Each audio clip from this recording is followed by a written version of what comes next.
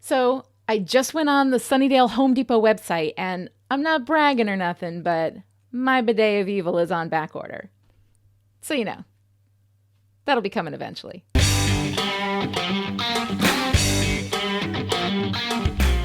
Hi, and welcome to Still Pretty, a Buffy the Vampire Slayer YouTube series and podcast. I'm story expert Lani Diane Rich of Chipperish Media, and we are here today to talk about First Date, the 14th episode of Season 7. First Date aired on February 11th, 2003, and was written by Jane Espenson, with Rebecca Rand Kirshner as executive story editor and Drew Z. Greenberg as story editor. This episode was directed by David Grossman. This is Grossman's final directorial episode for Buffy. Grossman has directed 13 episodes of Buffy across the run. His first was Season 3's Enemies.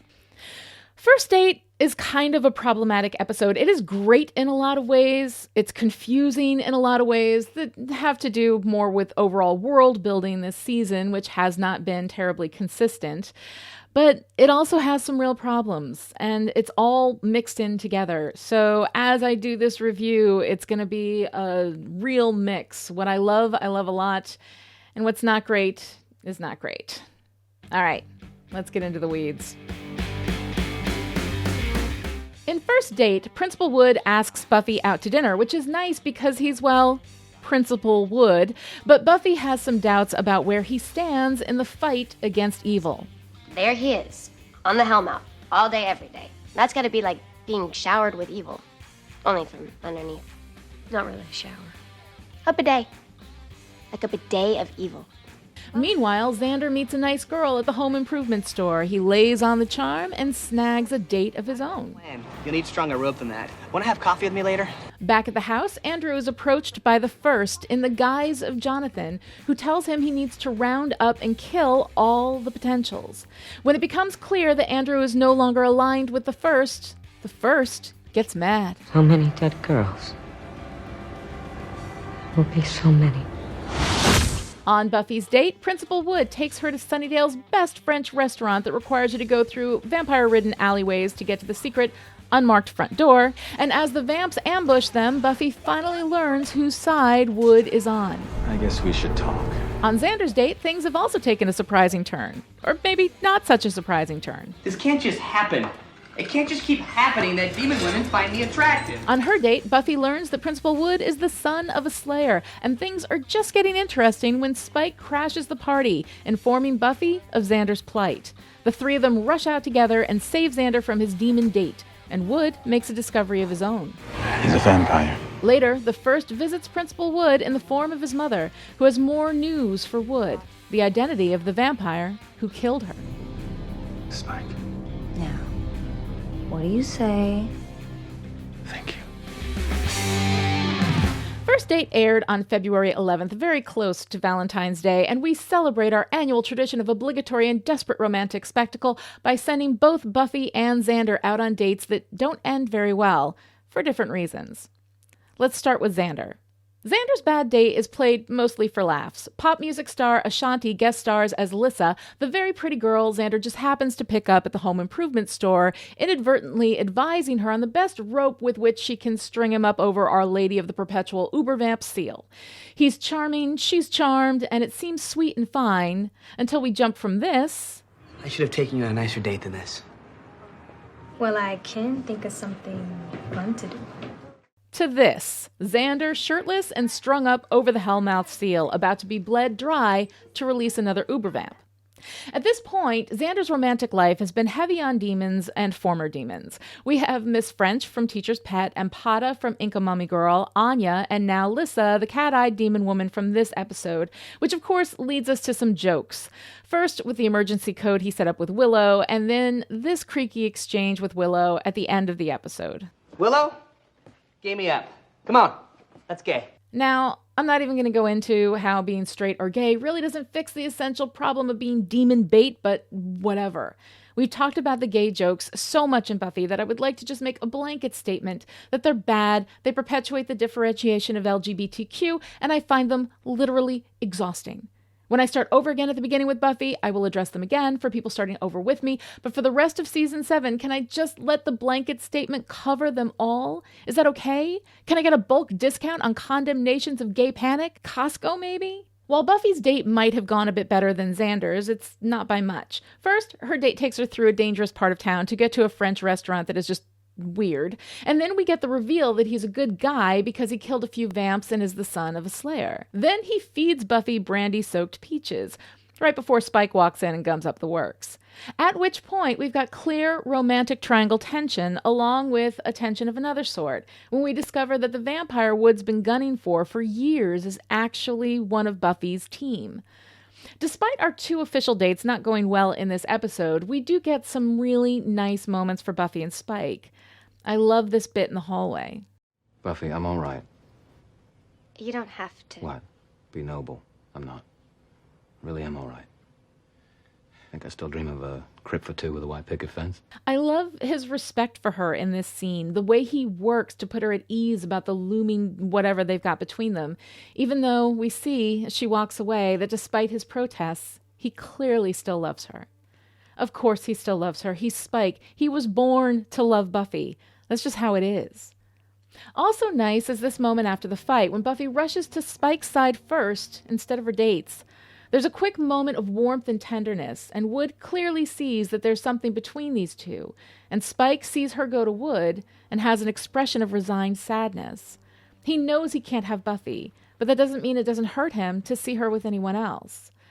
And then, at the end of the episode, he talks to Buffy about the first revelation that it isn't time to use him yet, and now that there's another strong fighter in the mix, maybe he should go.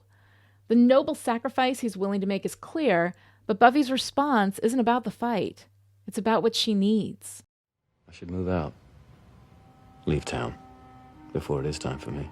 No. You have to stay. Oh, you got another demon fighter now. That's not why I need you here. Is that right? Why's that then? Because I'm not ready for you to not be here.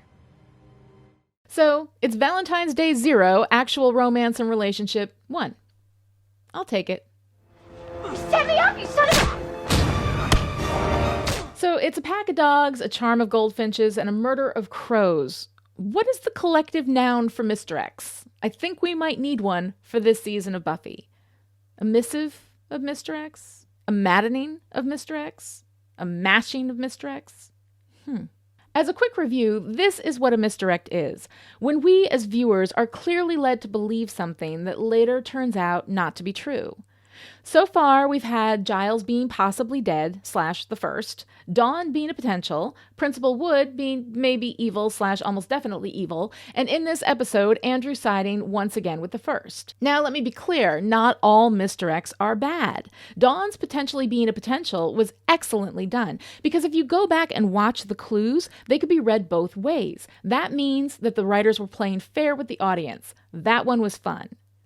But often, in the pursuit of this fetishized twist, the show ends up purposely misleading us, sometimes even outright lying to us, to get us to believe something that later turns out not to be true at all. That puts the viewer in a position where they don't feel they can trust the writers. And that's not good. I would also put forth that when there are so many misdirects that keeping track of what the hell is going on becomes burdensome, it works against the efficacy of the storytelling. Oh, that's it! A burden of misdirects. That's the one. I got it. Someone go put that on TV Tropes for me, okay? What we have here in season 7 of Buffy is definitely a burden of misdirects. And one of the worst offenders is Principal Robin Wood's status as an evildoer. All season, he's been a shifty character. Let's go to the supercut. I actually have heard of you, Miss Summers. You graduated from the old high school, am I right? Yeah, how did you... Well, I better get back to work. It's got to start deadening young minds. It's really nice to meet you. You have fun. That was suspicious.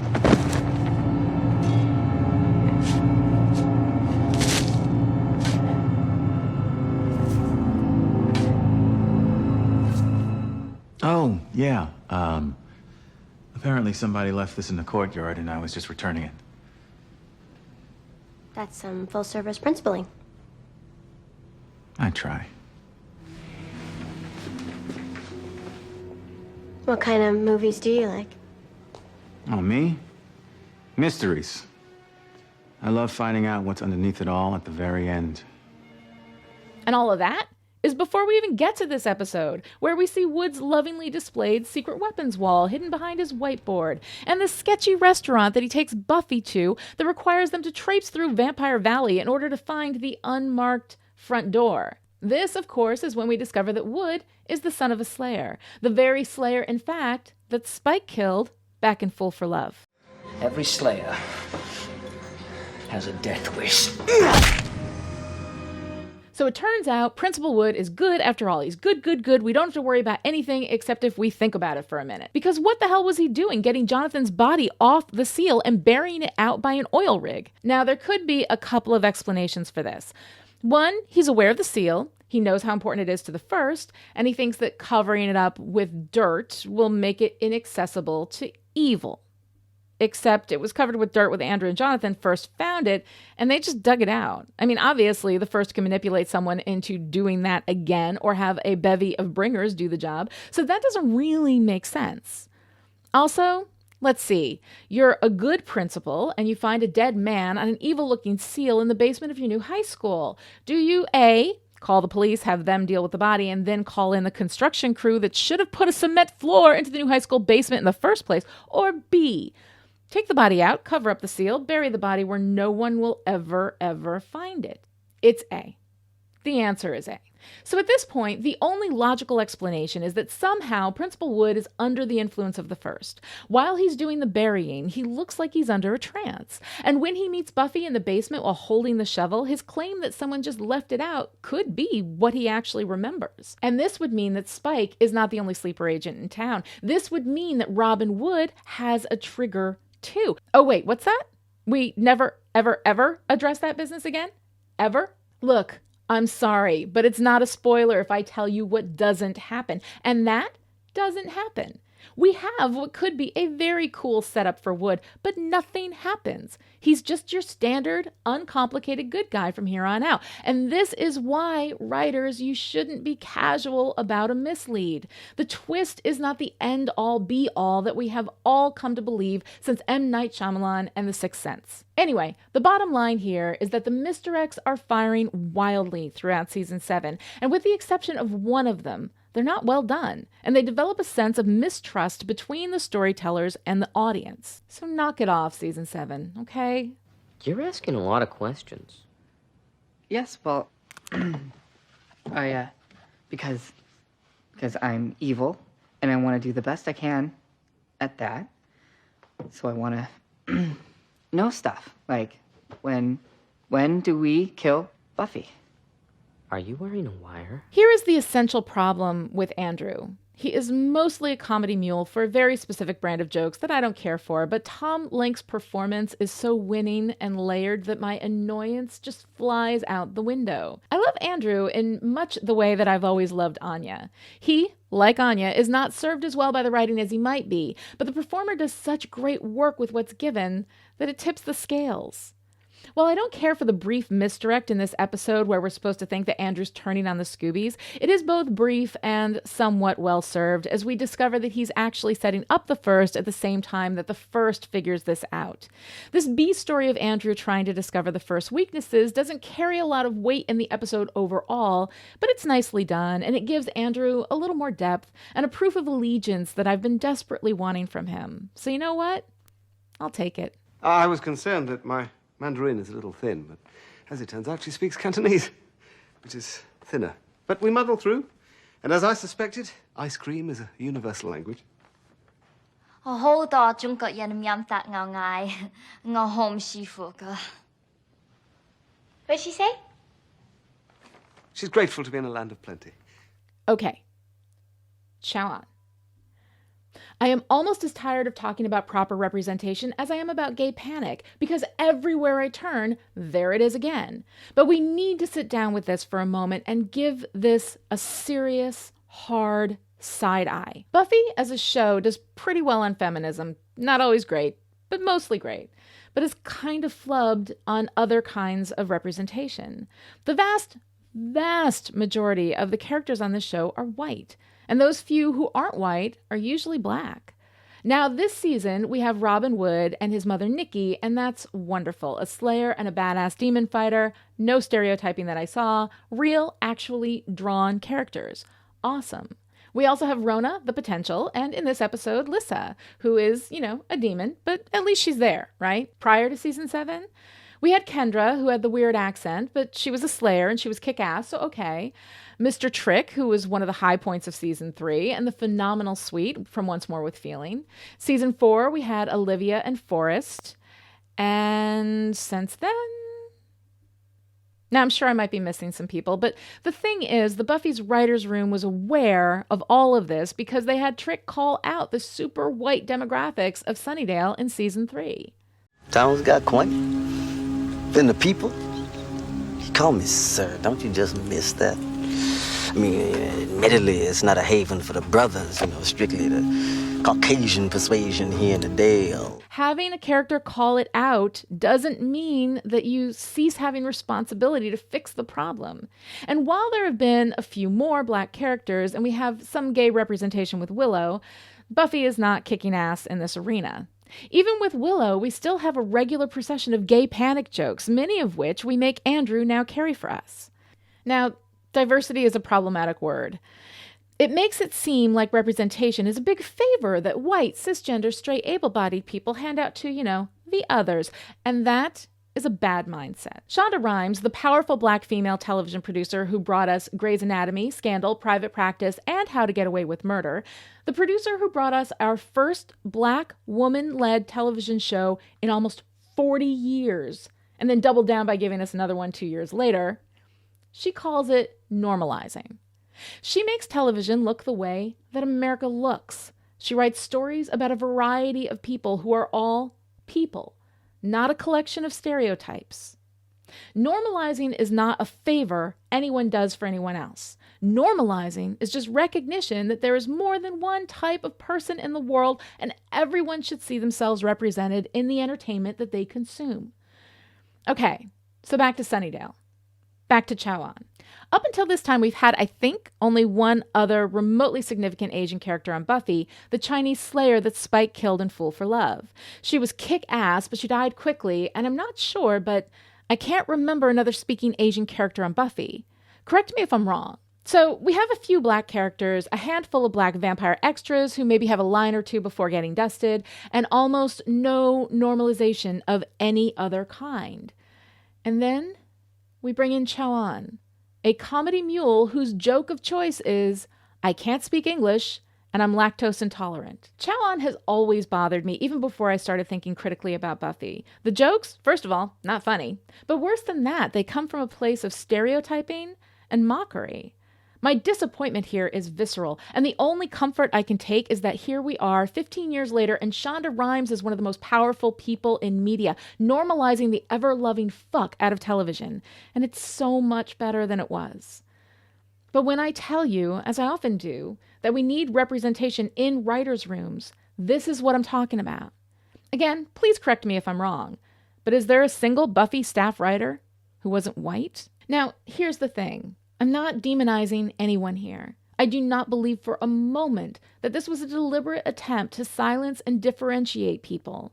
I believe that the Buffy writers are good people who did great work and whose intent was good, even when the product they created carried within it some destructive elements. But the problem is, for a person of privilege in this culture, it is so easy to just not see things.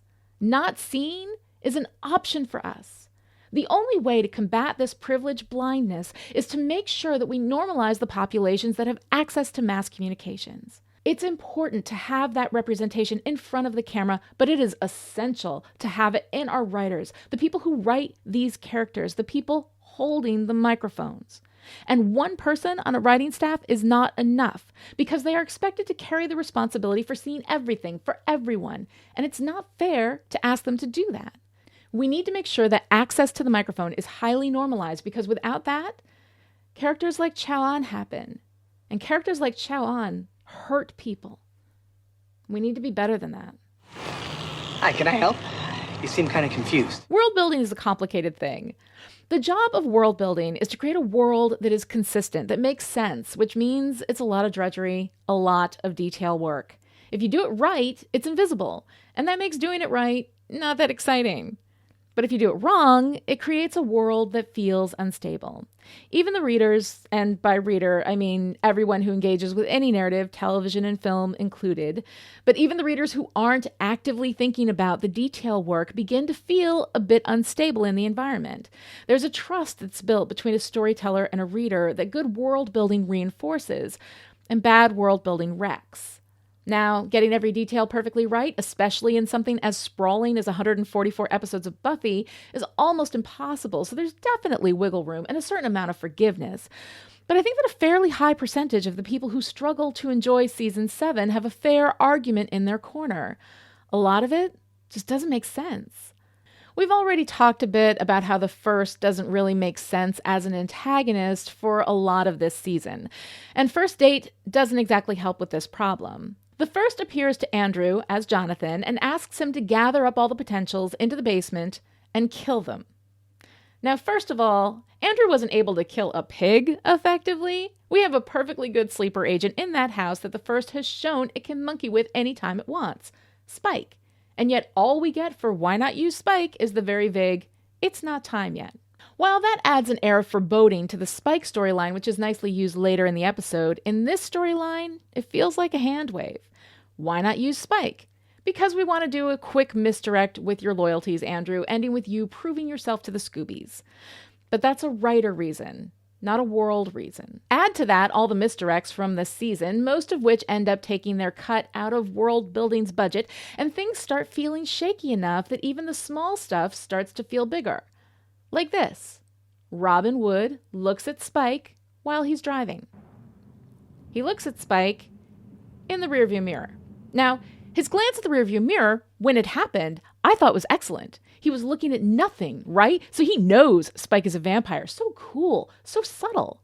But then there's this. He's a vampire. Wood says this as though surprised, as though he had no idea Spike was a vampire prior to that moment, as if looking in his rearview mirror and seeing nothing wasn't a pretty big damn clue.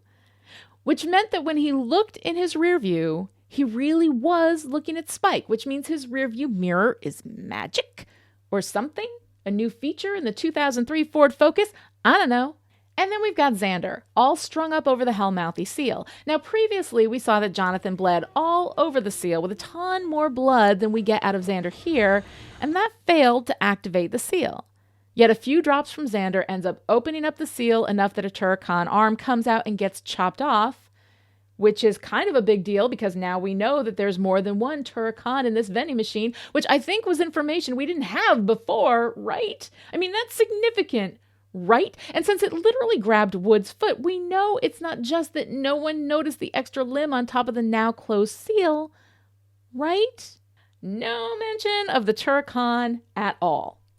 But back to the blood. Okay, maybe Jonathan was too small and didn't have enough blood to open the seal, but once the seal was opened, it's like a pickle lid jar. Spike's blood loosened it, and now any old amount of blood will do?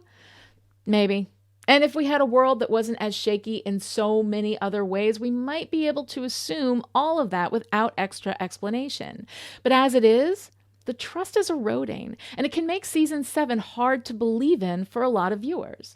And I get it. I love Season 7 for a lot of reasons, but sadly, the world building is not one of them. All right, that's it for today. This episode of Still Pretty was brought to you by Chipperish Media producer Ariella Jaglom. Ariella supports Chipperish Media at the power producer level and as a reward gets to produce whatever show she wants. Thank you, Ariella, and thank you to everyone who supports Chipperish Media and makes all of this possible. Visit patreon.com/Chipperish to find out how you too can become a Still Pretty producer. I'll see you next time with my thoughts on Season 7, Episode 15, Get It Done. Until then, stay pretty. Still Pretty is a Chipperish Media production and is entirely patron-supported. To find out how you can keep us in production, visit patreon.com/Chipperish.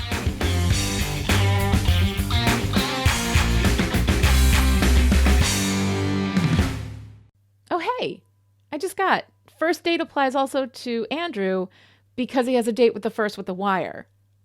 Clever. God, Espenson, you minx.